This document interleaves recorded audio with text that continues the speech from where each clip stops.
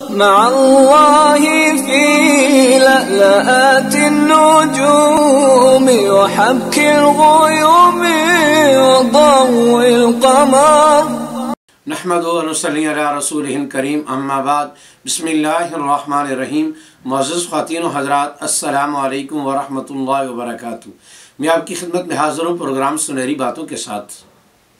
تاریخ میں ایک واقعہ لکھا ہے کہ امام احمد بن حنبل رحمۃ اللہ تعالی، جو ائمہ اربعہ میں سے چوتھے امام ہیں اور امت محمد میں وہ شخص ہیں کہ جن کو دین کے لیے سب سے زیادہ ستایا گیا اور جنہوں نے دین کی حفاظت کے لیے، قرآن کی حفاظت کے لیے سب سے زیادہ قربانیاں دیں۔ ان کے گھر کے سامنے ایک لوہے کا کام کرنے والا آدمی تھا، سارا دن اپنا کام کرتا رہتا۔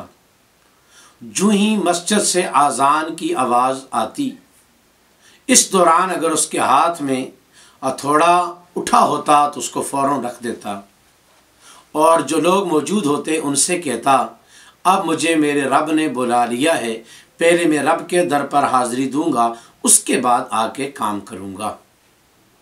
وہ ساری زندگی یوں ہی کرتا رہا۔ اذان ہونے کے بعد وہ کوئی کام بھی نہیں کرتا تھا، حتیٰ کہ اگر ہتھوڑا اٹھایا ہوتا دوبارہ رکھ دیتا تھا، اس ہتھوڑے کی ضرب نہیں لگاتا۔ اللہ کی شان کہ ایک دن اس کا انتقال ہو گیا۔ کسی نے خواب میں دیکھا کہ ہاں بھائی بتا، اللہ نے تیرے ساتھ کیا معاملہ کیا؟ اس نے عجیب جواب دیا، اللہ رب العزت کی ذات نے میرے گناہوں کو معاف بھی فرما دیا، اور جنت میں مجھے جو مقام دیا ہے وہ امام احمد بن حنبل رحمہ اللہ سے ایک درجہ نیچے ہے۔ پوچھنے والے کی تو انتہا ہو گئی حیرانگی کی، کتنا بڑا مقام! کہاں امام احمد بن حنبل اور کہاں آپ کا یہ مقام؟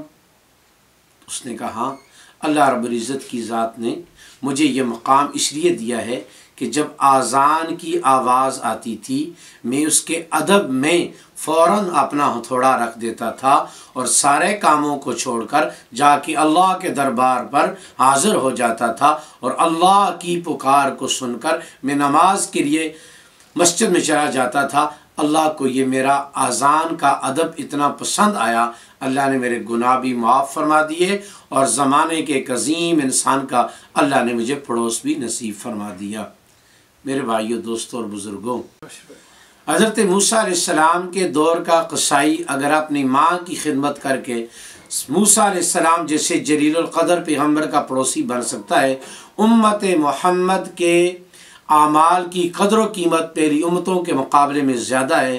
اللہ رب العزت کی ذات ہمارے بھی کسی عمل کی وجہ سے جو ادب کی بنیاد پر ہو، اللہ پاک ہمارا بھی کسی عظیم ہستی کے ساتھ کا پڑوس ہمیں نصیب فرما دیں گے۔ اللہ رب العزت کی ذات ہمیں ہر موقع پر ادب کو ملوز خاطر رکھنے کی توفیق نصیب فرمائے۔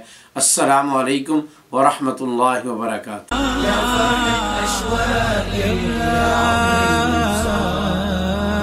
يتساءل